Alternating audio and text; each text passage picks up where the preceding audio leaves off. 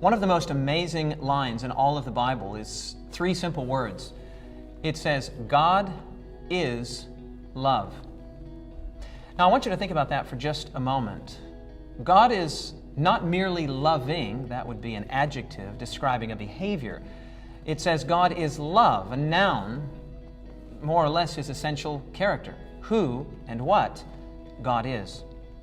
Now, as somebody who has the privilege of traveling all over the world, teaching and preaching, a question that I get asked literally everywhere I go, whether it's a small town or a big city, in every country, on every continent, people ask the question, if God is so good as you say He is, as good as Scripture says He is, then why is there so much pain, suffering, sickness, death, and disease in the world? And it's a good question. It's a great question, in fact. And the answer, strangely enough, actually resides in those three words. God is love. Think about this for just a moment. Love requires freedom, doesn't it? If we were to force ourselves on someone, force them to be intimate with us, the word for that is actually rape, and that's not a pretty word, it's an ugly word. And God is not a divine rapist.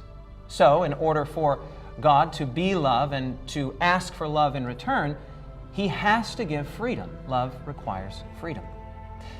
But something follows from that, and that is that freedom involves risk. And isn't that true?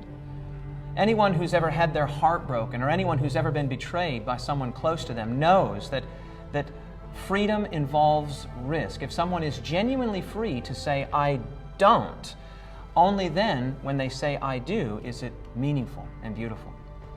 Now, there's a third thing that follows, and that is that risk entails responsibility. So, follow the three. Love requires freedom. Freedom involves risk.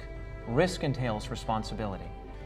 And the Bible tells one of the most amazing stories about how the world came to be in the condition in which it's in. In fact, that whole story can be summarized in just 5 words that Jesus spoke in Matthew chapter 13.